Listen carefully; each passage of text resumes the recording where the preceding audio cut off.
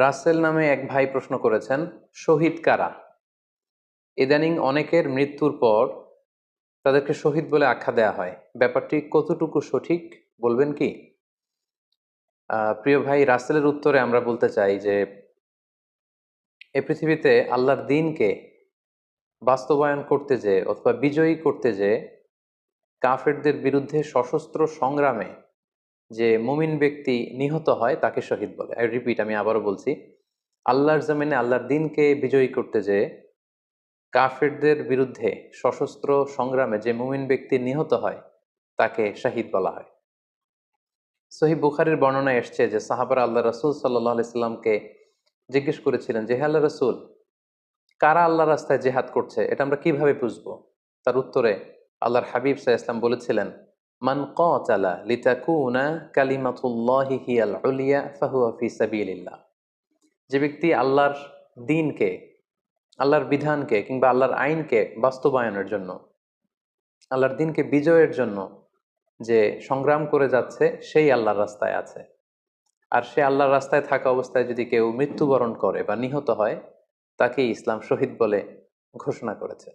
তবে সেক্ষেত্রে একটি শর্ত রয়েছে, সেটি হচ্ছে দুন আগারাদিন মিন আগারাদিদ দুনিয়া। দুনিয়ার কোনো কারণে, দুনিয়ার কোনো লোভে পড়ে, দুনিয়ার কোনো স্বার্থের জন্য যদি কেউ আল্লাহ রাস্তায় জেহাদ করে মৃত্যুবরণও করে, সে শহীদের কোনো মর্যাদা বাদাম আল্লাহ তাআলার কাছে নেই। কেননা আমরা হাদিস থেকে জেনেছি অনেক শহীদ কিয়ামতের ময়দানে আল্লাহ তাআলা তাদেরকে জাহান্নামে ফেলে দিবেন। আল্লাহ বলবেন যে, তুমি তো দুনিয়াতে জেহাদ করেছিলে যে মানুষ তোমাকে বীর বলবে, মানুষ তোমাকে সাহসী বলে ঘোষণা দিবে, বাহাবা পাওয়ার জন্য তুমি জেহাদে অংশগ্রহণ করেছিলে এবং সেখানে নিহত হয়েছ। তো তুমি নিহত হওয়ার পরে মানুষ তো তোমাকে বীর বলেছে, বাহাবা দিয়েছে, সাবাস বলেছে, যে কারণে তুমি এই জিহাদে অংশগ্রহণ করেছো সেটা দুনিয়াতেই তুমি পেয়েছো। তো আমার কাছে তুমি কি চাও? আমার কাছে তোমার জন্য কিছু নেই। Go to the hell fire, জাহান নামে যাও। তাকে আল্লাহ তাআলা উপর করে জাহান নামে নিক্ষেপ করবেন।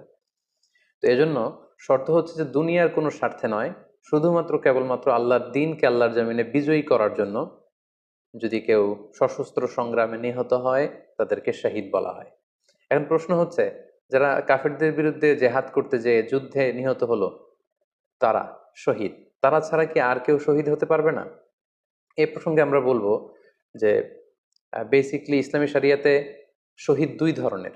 ইবনু হাজার আল আসকালানি উনিও শাহাদাতের প্রকারভেদ করতে যেয়ে বলেছেন যে শহীদ দুই প্রকার। একটা হচ্ছে শাহিদ উদ্দুনিয়া ওয়াল আখরা, যেটা আমরা বলেছি যারা আল্লাহ রাস্তায় নিহত হয়েছে তারা।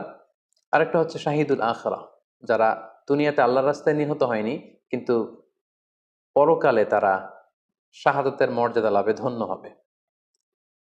প্রথম প্রকার হচ্ছে শাহিদুদ দুনিয়া ওয়াল আখরা, যেটাকে আমরা বলি শাহাদাতে হাকিকি, মানে প্রকৃত শহীদ। এরাই হচ্ছে মূলত শহীদ। এদেরকে আল্লাহ তাআলা মৃত বলতে নিষেধ করেছেন। আল্লাহ তাআলা বলেছেন, ওয়ালা তাকুলু লিমান ইউকতালু ফি সাবিলিল্লাহি আমওয়াত বাল আহইয়া ওয়ালাকিন লা তাশউরুন। যারা আল্লাহর রাস্তায় জীবন দিয়ে নিহত হয়েছে তাদেরকে তোমরা মৃত বলো না, বরং তারা জীবিত। অন্য এক আয়াতে এসেছে, বাল আহিয়াউন ইনদা রাব্বিহিম ইউরযাকুন, তারা জীবিত এবং আল্লাহর কাছে তারা রিজিক প্রাপ্ত, আল্লাহ তাআলার পক্ষ থেকে তারা রিজিক প্রাপ্ত। তাদের মর্যাদা আল্লাহ তাআলার কাছে এত বেশি যে তাদেরকে নিহত হওয়ার পরে কোনো জানাজার আগে গোসল দিতে হয় না।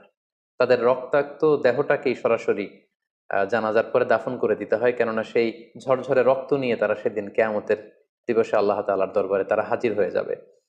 এবং আমরা যদি কোরআনের দিকে তাকাই, কোরআন আমাদেরকে জানিয়েছে, আনা আমাল্লাহু আলাইহিম মিনান নাবিয়িন ওয়াস সিদ্দিকিন ওয়াশ শুহাদাই ওয়াস সালিহিন, মানে সবচেয়ে শ্রেষ্ঠ তাবাকা বা দারাজা হচ্ছে নবীদের দারাজা, নবীদের পরে হচ্ছে সিদ্দিকিনদের দারাজা, এবং সিদ্দিকিনদের পরেই যাদের মর্যাদা আল্লাহ তাআলার কাছে সবচাইতে বেশি তারা হচ্ছে শুহাদা। এজন্য প্রতিটি মুমিনের জীবনের আকাঙ্ক্ষা বা তামান্না থাকা উচিত তারা যেন শাহাদাতের মৃত্যু আল্লাহ তাআলার কাছে কামনা করে। এবং আমরা যদি সাহাবাদের জীবনের দিকে তাকাই তাহলে দেখবো ওনারা সবসময় আল্লাহ তাআলার কাছে শাহাদাতের মৃত্যু কামনা করতেন। সাইয়েদনা ওমর ফারুক রাদিয়াল্লাহু তাআলা আনহু আল্লাহ তাআলার কাছে সবসময় শাহাদাতের মৃত্যু চাইতেন। সহিহ বুখারীর বর্ণনায় এসছে, ওমর ফারুক রাদিয়াল্লাহু তাআলা আনহু দোয়া করতেন আর বলতেন, আল্লাহুম্মা রযুকনি শাহাদাতান ফি সাবিলিক ওয়াজআল মাউতি ফি বালাদি রাসূলিক মানে হে আল্লাহ, আপনি আমাকে শাহাদাতের মৃত্যু নসিব করুন এবং আপনার প্রিয় হাবিবের এই শহর মদিনা শহরে আমার মৃত্যু আপনি নসিব করুন। এবং আমরা যদি ওমরে ফারুকের জীবনের দিকে তাকাই, তাহলে আমরা দেখবো যে উনি আহ শহীদী মৃত্যু লাভ করেছিলেন। একজনের একজন অ্যাসাসিনেটরের মাধ্যমে আত্মাইর আঘাতে তিনি আহ শহীদ হয়েছিলেন। এবং আল্লাহ রাসূল সাল্লাল্লাহু আলাইহি ওয়াসাল্লামের পাশে আবু বকর রাদিয়াল্লাহু তাআলা আনহুর কবর, তার পাশেই কিন্তু ওমরে ফারুকের কবর। তার মানে মদিনাতেই তিনি আহ আল্লাহ রাসূল সাল্লাল্লাহু আলাইহি ওয়াসাল্লামের পাশে মৃত্যুবরণের পরে শোয়ার সৌভাগ্য তিনি অর্জন করেছেন। তাহলে এই আলোচনা থেকে আমরা বুঝলাম যে প্রকৃত শহীদ হচ্ছে যারা আল্লাহর রাস্তায় নিহত হয় এবং এর মর্যাদা আল্লাহ তাআলার কাছে অনেক বেশি। কিন্তু এই শাহাদাতে হাকিকি বা প্রকৃত শহীদ ছাড়াও আরো অনেক মৃত ব্যক্তিকে আল্লাহ রাসূল সাল্লাল্লাহু আলাইহি ওয়াসাল্লাম শহীদী মৃত্যুর সুসংবাদ দিয়েছেন। তারা জেহাদে অংশগ্রহণ করেনি, তারা কাফিরদের আঘাতে নিহত হয়নি, তারা প্রকৃত শহীদ নয়, কিন্তু কিয়ামতের দিন তারা শাহাদাতের মর্যাদা লাভ করবে। তারা কারা? এ ব্যাপারে আমরা সহিহ মুসলিমের একটি হাদিস এখানে উল্লেখ করতে চাই, যেখানে আল্লাহ রাসূল সাল্লাল্লাহু আলাইহি সাল্লাম সাহাবাদেরকে জিজ্ঞেস করেছেন, মা তাউদ্দুনা শাহিদা ফিকুম, ওহে সাহাবারা, তোমরা কাদেরকে শহীদ বলে মনে করো? সাহাবারা বললেন, যারা আল্লাহর রাস্তায় নিহত হয় তারা শহীদ। তখন আল্লাহ রাসূল সাল্লাল্লাহু আলাইহি ওয়াসাল্লাম বললেন, ইন্না শুহাদা উম্মতি ইদান লাকালিল, এরকম হলে তো আমার উম্মতের মধ্যে শহীদদের সংখ্যা একেবারে কম। যারা জেহাদের সুযোগ পাবে না, জেহাদের ময়দানে কাফিরদের বিরুদ্ধে সশস্ত্র সংগ্রাম করে যারা নিহত হওয়ার সুযোগ পাবে না, তাহলে তো তারা শহীদ হতে পারবে না। সাহাবারা এই কথা শুনে বললেন, ইয়া রাসূলুল্লাহ, তাহলে কারা শহীদ আপনি বলেন। তখন আল্লাহ রাসূল সাল্লাল্লাহু আলাইহি ওয়াসাল্লাম বললেন যে, যারা আল্লাহর রাস্তায় নিহত হয় তারা তো শহীদ বটেই, পাশাপাশি ওমান মাতা ফি তাউনি ফাহুয়া শাহীদ, মহামারীতে যারা মারা যায় তারাও কিন্তু শহীদ। প্লেগ রোগে বা মহামারীতে, এই যে করোনা ভাইরাসের সময় যারা ঈমানের সাথে ইন্তেকাল করেছে তাদেরকেও আল্লাহ তাআলা শাহাদাতের মর্যাদা দান করবেন। ওমান মাতা ফিল বাতনি ফাহুয়া শাহীদ, পেটের পীড়ায়, পেটের কোনো রোগে যদি কেউ আক্রান্ত হয়ে মারা যায়, সে কিয়ামতের দিন শাহাদাতের মর্যাদা লাভ করবে। ওয়াল গরিকু শাহীদ, পানিতে ডুবে যদি কেউ মারা যায় সেও শাহীদ। এভাবে অন্যান্য আরো অনেক হাদিসে, কোনো হাদিসে 5 জন, কোনো হাদিসে 7 জন, কোনো হাদিসে আরো বেশি, এভাবে আরো অনেক ব্যক্তিকে আল্লাহ রাসূল সাল্লাল্লাহু আলাইহি ওয়াসাল্লাম শাহাদাতের মর্যাদা লাভে তারা কিয়ামতের দিন ধন্য হবে এই মর্মে তিনি আমাদেরকে জানিয়েছেন। সুনানে নাসাইর একটি বর্ণনা থেকে আমরা জানতে পারি, আল্লাহর হাবিব সাল্লাল্লাহু আলাইহি ওয়াসাল্লাম বলেছেন, মান কুতিলা দুনা মাজলামাতিহি ফাহুয়া শাহীদ, অন্যায়ভাবে যদি কাউকে হত্যা করা হয়, হি ইজ ডিফেন্ডিং ইনজাস্টিস, অন্যায় প্রতিরোধে সে মারা গিয়েছে, এরকম মৃত্যুকেও তিনি শাহাদাতের মৃত্যু বলে ঘোষণা করেছেন।